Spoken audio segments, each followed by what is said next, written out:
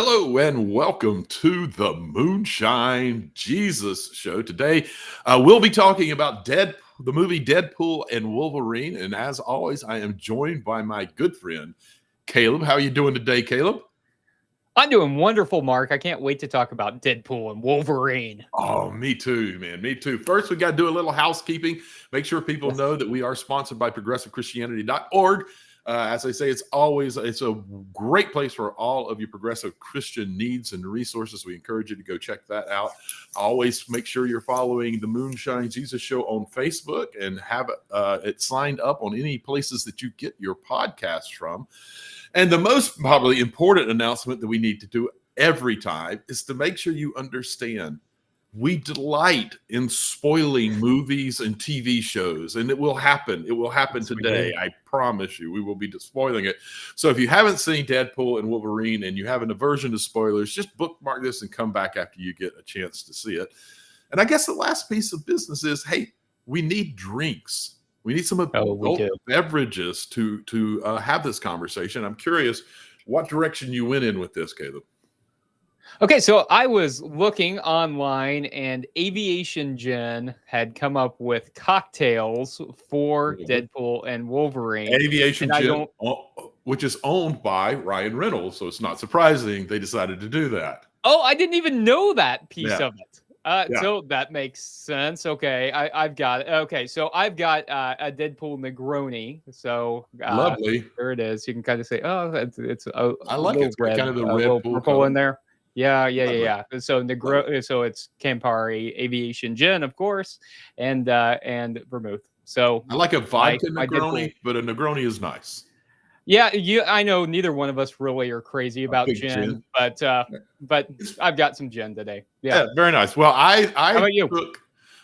We have several bar scenes in this movie, and yes, in it, one of the Wolverines is drinking directly from a bottle of whiskey. Now, I'm not drinking directly from a bottle of whiskey, but I am speaking of aviation. I'm actually drinking from an aviation cocktail mixer. Straight from a cocktail mixer that has the logo that came, and it all came from Aviation Gin. But I've got my favorite whiskey in here. I figured that felt pretty appropriate for this. I love that. That sounds just right, Mark. There you go. Cheers, sir. Let's take a quick drop and come back and geek out a little bit about this movie. Cheers. Cheers. Moonshine Jesus. Moonshine Jesus. Moonshine Jesus. Moonshine Jesus, won't you shine a light?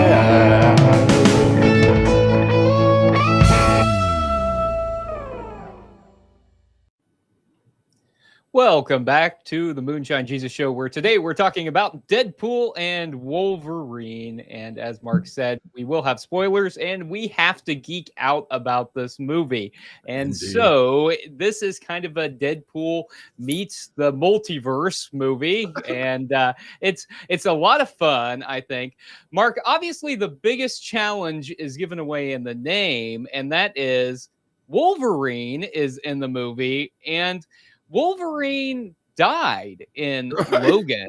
Yeah. And so I think a lot of folks were wondering how exactly Wolverine was coming back. And the casual viewer might wonder, didn't Wolverine die? How is Wolverine in this movie? So they had to deal with the fact that Wolverine died in Logan. And I think that they really decided to honor the legacy of Logan by making a complete mockery of it. And they made that pretty clear in the opening scene. So I'm curious, Mark, what did you think about the decision to bring Wolverine back? What did you think about the way they did it? I love the decision to bring him back. I actually, the end of Logan was sad in many ways. And part of it was just losing Hugh Jackman as Wolverine. And Hugh had said that that was going to be it for him. I'm glad that he decided to come back. It turns out it was him that called Ryan Reynolds to say, "Hey, we should do this buddy movie." So I love that he decided it. The only way they were going to do it was obviously through the multiverse. I love that they brought in all of these cameos of cool little shots of different Wolverines. I love the comic book correct version, the 5'4" version, the little tiny Wolverine. Yes, in the comic book he was short, and everyone was mad when Hugh Jackman, who's 6'2", got the role. Right. Because they're like, hey, it's too big. Blah, blah, blah. Now no one can think of it in any other way. And I love that they showed exactly how ridiculous it would be if they would have put on a screen, the big screen, Wolverine at comic book correct height. So, and I love like that before they said, we won't desecrate the Logan at all. We will honor that. And oh my God, did they not honor that? when he exhumed the body and started using all of his bones to destroy the TVA soldiers. Oh man, I was laughing so hard. To NSYNC, bye. You know, as Ryan Reynolds did the NSYNC. I mean, hilarious. I was in it from the beginning, and obviously that was hilarious. And I think that was the only real way that you could address it, because Logan's such a beloved comic book movie too, one of the greatest comic book movies of all time. And so there's not really a way to honor that without just making fun of it all. And so I think that's what Deadpool does best, is leaning into that, making fun of all of it. So I do have a question though, Mark. Okay, so Hugh Jackman's back. Sounds like you're glad that he's back. Very much so, yes. Wolverine. I'm glad that he's back too. According to the movie, we have him until he's 90 now, so that's great. That's right. Yes, you're doing this till you're 90. You're 90. And that's always something kind of fun about Deadpool too, the self-awareness. But here's my question. So one thing that Deadpool tells Wolverine is that you're joining the MCU at a bit of a low point. And here's my question about this, Mark. So MCU's been kind of going in a new direction. Then here we've got Hugh Jackman coming back, and then at Comic-Con a couple weeks ago, we saw the big announcement from the MCU that Robert Downey Jr. is back, but this time not as Iron Man, but as Dr. Doom. Let me just ask you this, Mark. Is Marvel's strategy now just to bring all the beloved folks back in new roles to try and right the ship? Or what do you think Marvel's doing with this? I think these will be the only two that we're going to see of the ones that we thought were gone that are going to be back. It is comical to think about, though, that as they're starting to have a sinking ship. But let's also say a bit of a low point. But yes, but even for other movies, the low point of the MCU is still pretty good. Pretty high. So pretty good. But okay, I don't think that we are. Perspective, I get it. Yeah. I don't. Yeah, I think these two are the ones we're going to get back. And I'm sure that is a bit of it, is that that's just how we're going to right the sinking ship, because they are the two easily outside of Chris Evans, which I don't know if we end up talking about that, but easily the two of the biggest stars that kept the MCU going. So I guess it's a they probably did, but they're probably not doing it anymore. Yeah, I think probably that was it's an interesting decision, I think, and obviously people were really excited about the Dr. Doom thing and Robert Downey Jr. coming back. I think yes, it may be a kind of a low point, but I think we should also praise Marvel for being willing to take some chances. And I mean, one of the things we've talked about a lot is, them being willing to take chances on diverse characters that we haven't seen. I think that we just also have seen a lot of the kind of the male chauvinism and stuff that's inherent in some superhero stuff. That because there's been some real quality content that really hasn't gotten, I think, the attention or the praise that it deserves. So we'll see. Okay, how about Chris Evans? We get to see him come back as Johnny Storm. What'd you think of that? And the cameos in general. We got to delve into some of the rich history of Marvel and brought some folks back. What'd you think of the cameos? I love the cameos. I think it's either the Channing Tatum or the Chris Evans was one of those. Those had to be my favorites for very Gambit, different. finally, for- Gambit. he finally gets to be Gambit after years of trying to be and Years, almost having a movie. I love that Ryan Reynolds brought all of those folks that they met together to help fight Cassandra. Cassandra. I love that we brought back all these heroes that didn't necessarily get their best ending, and he gave them, they get to have a really good final wrap up of their characters. But the Chris Evans was so brilliant because they, he shows up, he's hooded, and so there's the reveal, and you realize, oh my God, it's Chris Evans. We're getting Captain America. And then the music even starts to sound like it. And you think he's going to say something like, Avengers Assemble or whatever. Yeah. And he goes, flame on.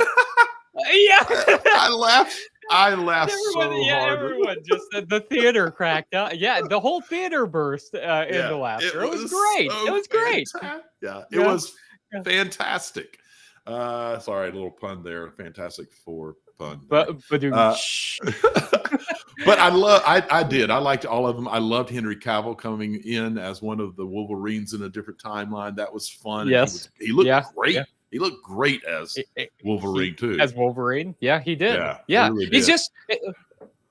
just like Hugh Jackman. I mean, someone who's real attractive playing this real gruff character, but yeah, he was great as Wolverine, and that was a fun nod to how many folks felt DC did him wrong, and so exactly. A little Marvel. And again, I think that's one of the things that Ryan Reynolds did while he pokes fun at all this stuff. He also makes up for some of the mistakes that both the DC and the MCU universe had done, and I love that he did that.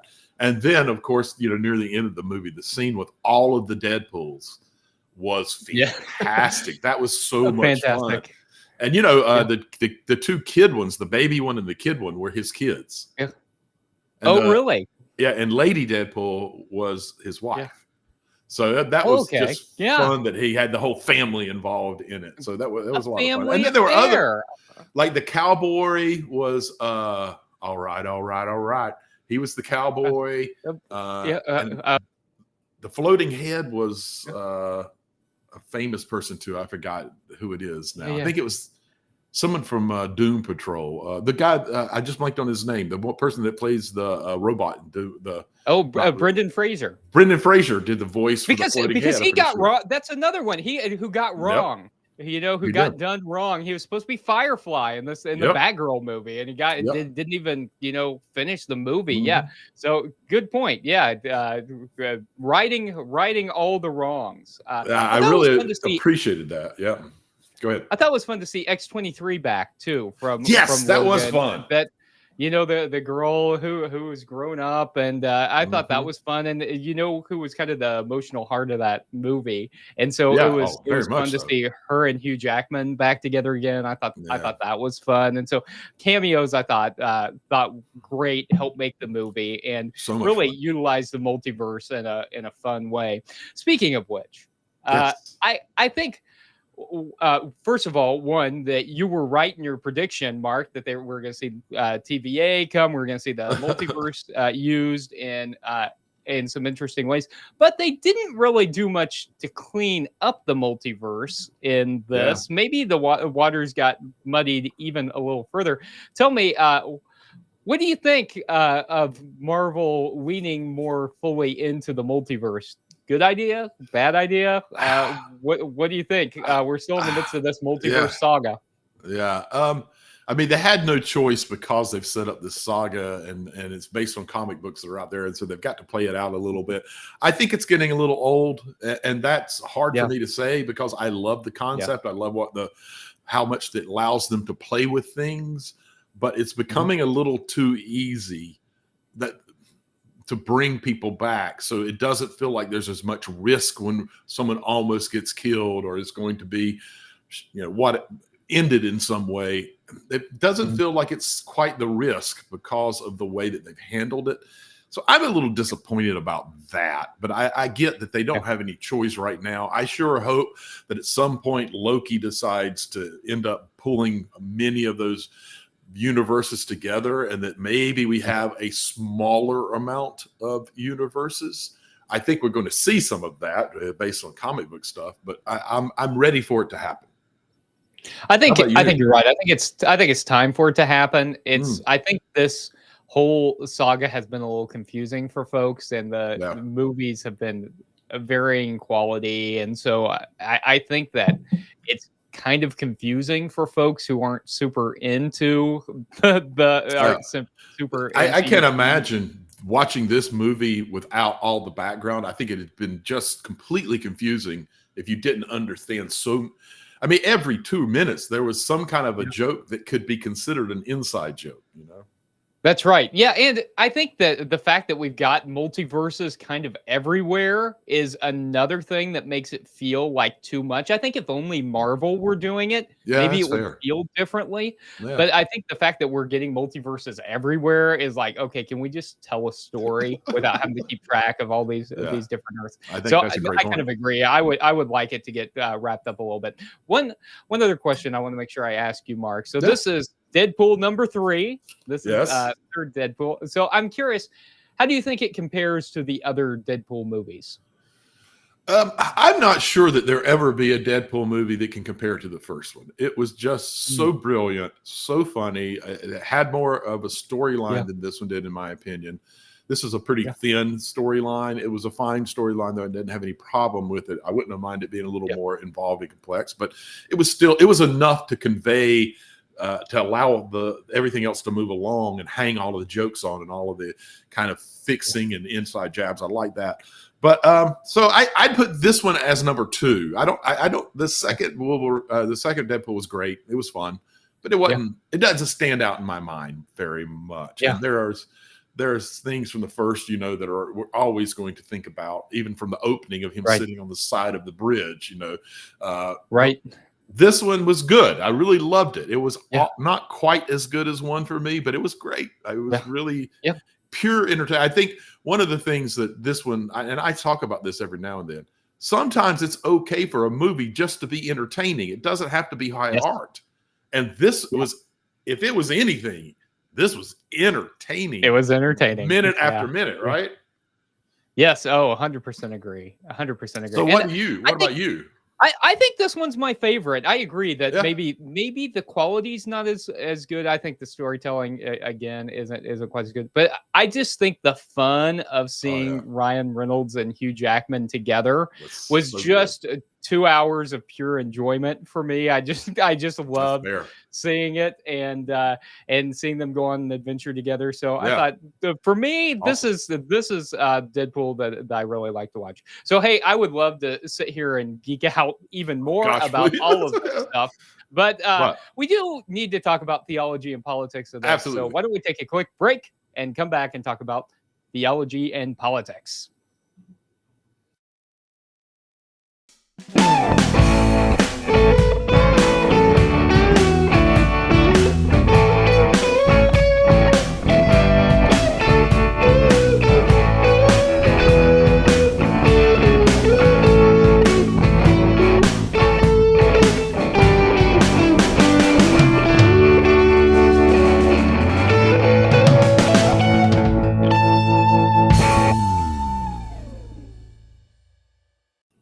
Welcome back, and thanks for joining us for our Theo Politico segment. So, Caleb, I don't know how much you've been seeing it on social media, but there are those on the far right that are saying that Deadpool claiming to be Marvel Jesus is an insult to Christianity. Some even saying that it's blasphemous. Why is that not true? And what do you see? What do you see currently going on in the world that actually is an insult to Christianity? I mean, of course, other than the opening to the Olympics, clearly that would be. But other than that, what do you actually see as being in the world as an insult to Christianity? Mark, I actually do think that this is an insult to Christianity, and I can't believe that we're even talking about it on the show. Almost made me like spit whiskey out my nose with that. Wow, that burns, right? That does. I'm feeling it up here in the sinus a little bit.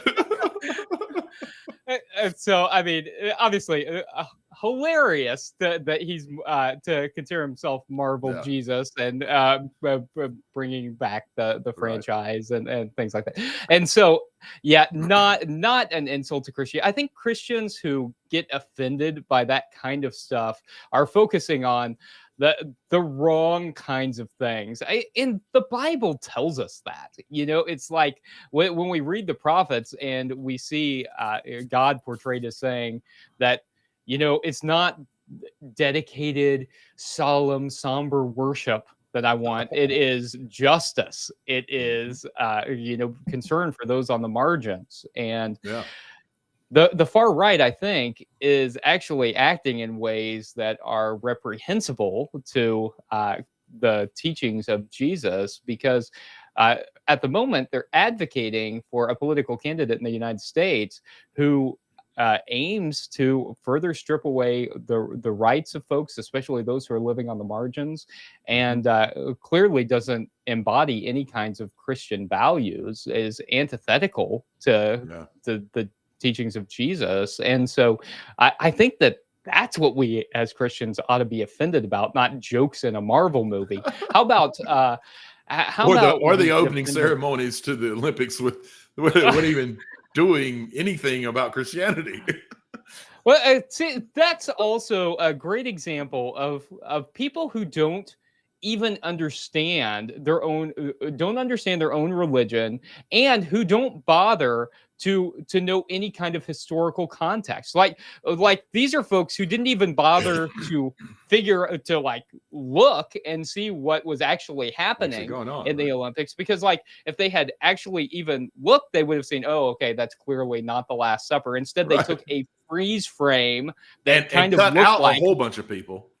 Cut out a whole bunch of people and just looked at just a little segment, which I guess is appropriate actually, Mark, because that's how people view the Bible, right? They take just a little section, like a little freeze frame. They don't bother to look at the scripture around it. They don't bother to look at what the historical context was. They just take a little tiny itty bitty segment and they say, this means this according to my 21st century American eyes. And so I think that actually that was the perfect example of how the religious right, the far right, approaches scripture generally. So I think the ways that we're oppressing marginalized communities and supporting candidates who want to further that oppression is what's offensive to Christianity, or ought to be. What do you think, Mark?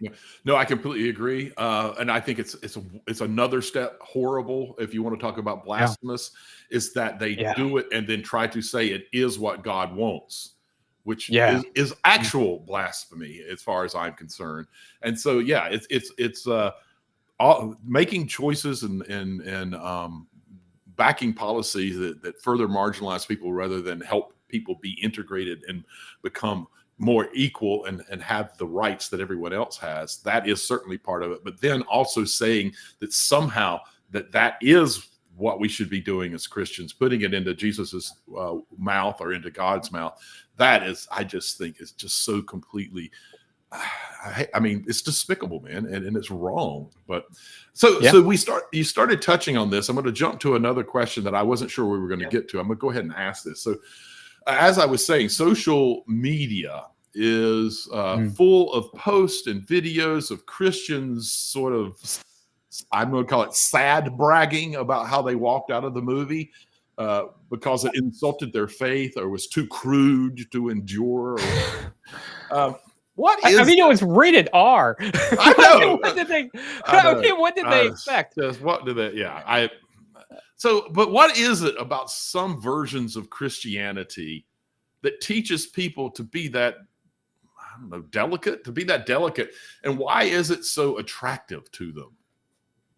Well, I think it's really interesting to begin with that this movie has now surpassed the Passion of the Christ as the highest earning rated R movie. Ever. And I think that says something. And so it's also interesting that this group of Christianity wasn't offended by the extreme cruelty in that movie depicted towards Jesus, like the unrealistic, amount of torture that Jesus had to go through. No one was offended by that from the far right community. But then all of a sudden, we're offended by things like extreme violence in Deadpool and Wolverine. And so I think it's that people get conditioned to think that that you can't watch certain kinds of things, that you can't speak in certain kind of ways, and that somehow that if you don't curse, or if you don't watch things that are violent, that's going to make you into a better person, while living your life oppressing others, voting for people who oppress others. But I mean, also like living your lives in ways where you are not welcoming of folks. So like say LGBT folks, that you're condemning people, or that you're promoting false information. Like that's the kind of stuff that's offensive, not a movie where there's foul language or something. That's it's rated R. I mean, if you don't like it, don't go see it. So I think it's ridiculous that this is what Christianity in the United States has come to. That this is the kind of stuff that we're concerned about, because Jesus doesn't talk about that kind of stuff. Like Jesus is talking about how we're treating others, and so ridiculous. So, did you have anyone like walk out of the movie, Mark? Any uppity Christians say, "Oh, I can't do this"? All right, we absolutely didn't. But I have been surprised that I'm not seeking it out, but the number of times I stumble across a TikTok or a reel on Facebook of a very sad-faced Christian talk. Like I said, I had to leave. I couldn't watch my Marvel movie. I'm calling it sad bragging, because I'm so sad, but bragging, I'm really just bragging about the fact that I'm such a Puritan, that I have such a higher Christianity than other people, that I would not dare sit through and endure that. So I'm going to walk out, and I think that that's part of what's going on, and part of the issue is that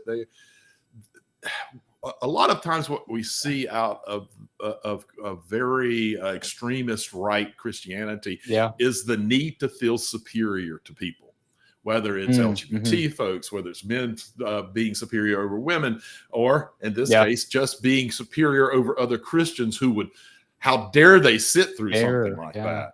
And so I think that's part of what appeals to them in that. We're quickly running out of time here, but I want to ask you this question. So I wanted to make sure we get to it. Deadpool's goal in this movie, in part, is to be a true hero, right? He's trying to prove himself as a true hero. What do you think makes a person a hero? And do we need real world heroes in order to save the world? Well, I think in some ways we all ought to be heroes, but it's not like it's not going on some grand quest or having superpowers or things like that. And I think that that's what a lot of us think about when we think about heroes. But the kinds of things that we've been talking about in this segment, Mark, like following the gospel, advocating for the things that Jesus advocated for, like actually following Jesus, I think those are kind of the heroic things that we can do in our lives. And so if we are able to embody those things, then we are kind of being like God heroes, because we are working for the reign of God on earth. And that doesn't require violence. It doesn't require these grand quests. It does sometimes require sacrifice, but it also involves ensuring that we are keeping those who are the most vulnerable in our society on our minds. And so if that's us, I mean, certainly standing up and demanding rights for others in our situation. But I think for a lot of us, like the straight cisgender white men, middle class men, then it's using what power that we do have to advocate for those who might not be able to advocate for themselves. That's what it means, I think, to be a follower of Jesus, and I think that's more heroic than some of the ways that we typically think about superheroes coming into action and stuff like that. Just my take on it. What do you think? No, I completely agree with you. I think that you nailed it. The one thing that I would add to that is that the movies try to teach us that you can have a hero who will save the world, a person who can save the world. Yes. And my friend David Lamont, who's a Christian singer-songwriter and peace activist, just recently came out with a TEDx talk, and it is brilliant. And he talks about how movies do that and how he has spent 25 years researching, and never once in the history of the world has one person saved a big something, that it's always something different than that. And he calls it the movement narrative of a lot of people moving in the same direction and doing a little bit each. And so I want to add to what you're saying is that little bit each can be us actually paying attention to the gospel narrative and understanding who we're supposed to be and what we're being asked to do in the world. And if a bunch of us are heading in the same direction, doing that a little bit together, that can actually save the world. In fact, it's the only thing that ever has, right? That's right. Yeah, as Margaret Mead reminded us. I love that. I think that's a great observation, Mark. Yeah, that we're all in this life together, man. If we would like adopt that view that we're all in this life together, and everyone's better off when we're all better off. That if we could embrace that narrative, man, that would change everything. And I really encourage people, go listen to that talk by David. It's a little over 10 minutes. It is brilliant. It is insightful. And he really has been studying this stuff for 25 years. What he has to say is important, and it's inspiring. So, well, listen, I had a few more questions, but we're running out of time, and we definitely do not want to miss the next segment, the Make Me Look Stupid segment. So we're going to take a quick break, and we'll be back on the other side.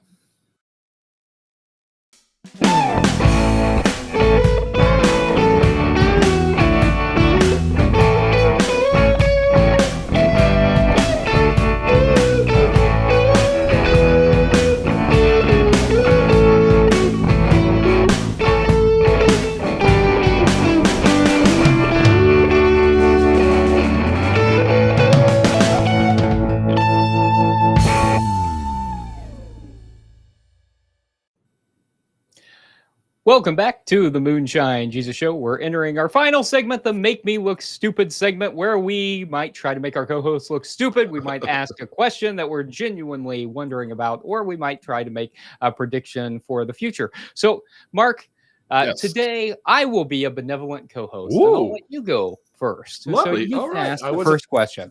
I wasn't suspecting that. I was trying to narrow down. I know I'm not benevolent very often. So, I was trying to narrow down between two questions. I was like, which one am I going to ask? And I thought, well, maybe his question will point me in a direction. So let's see. Out of these two, who do you think will be the next Wolverine? I mean, he's not going to do it much longer. We probably get him in the next two Avenger movies. I don't think we're going to see him much past that. Who is the next Wolverine? Mark, he's got many years before he turns 90. 90? Okay? He's only in his 50s. We've got like 40 more years of Hugh Jackman, I think. I think they might cast an unknown to play him. Possible. And I think maybe someone who's young too, who can play him for an extended period of time. But because Hugh Jackman was actually pretty unknown whenever he was cast as Wolverine. This is like the role in that Australia knew him, but he was almost completely unknown in the U.S. That's right. I think they knew him from like some soap operas and stuff. So, a little bit different, and certainly not necessarily an action guy. And Hugh Jackman is just one of those unicorns that can do all things, sing, amazing, dance, be Wolverine, which by the way was one of my other favorite lines, like if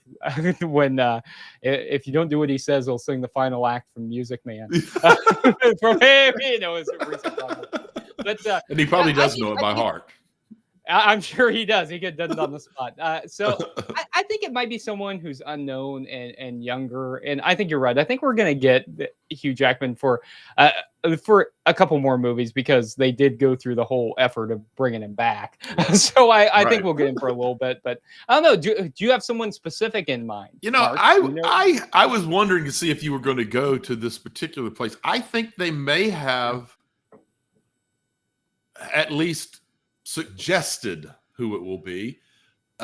I think it could be Henry Cavill. But once the next two end games are Avengers are done, Cavill's only going to be 40-ish. And in this, Deadpool looks him dead in the eye and says, basically welcomes him and says, they're going to treat you better than they did down the street. And the two studios are actually about a mile apart. Yeah. I'm wondering if that wasn't Ryan Reynolds kind of like saying, we're glad you're here. Wink, wink. It's not just this little few minutes.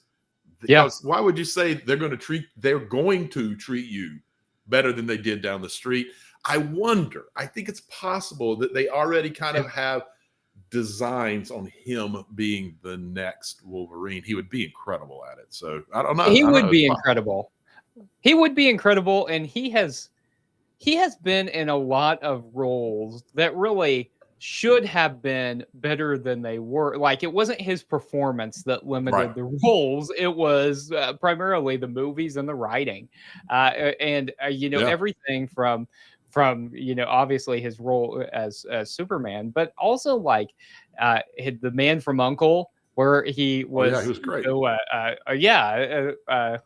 secret agent, and he had famously auditioned for James Bond when he was really like in his early 20s, and they're like, "You're auditioning for James Bond, you don't look the part," and he really. So I mean, the other places, he's also in Mission Impossible. Other places where he really maybe could have had a role that grew bigger, and it just has never quite happened for him. So I think it would.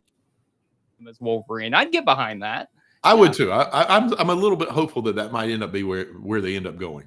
So, okay, so I've got a question for you, Mark. We did get to see a lot of cameos. I asked you about what you thought of that, your favorite cameo. I'm curious. Do you think any of those other folks who we saw come into this movie might see a return to the MCU, or do you think they're just here for a cameo and they're gone? I think we're going to get a Gambit movie. I really do. Yeah. He's such an interesting character. He played the role so well. It's been a long time coming. I can see him pulling it off and it really being a great movie. So that's who I'm going with. I'm going with Channing Tatum. I think that maybe he gets his Gambit movie finally. I'd love to see him get the Gambit movie, and we've never really got.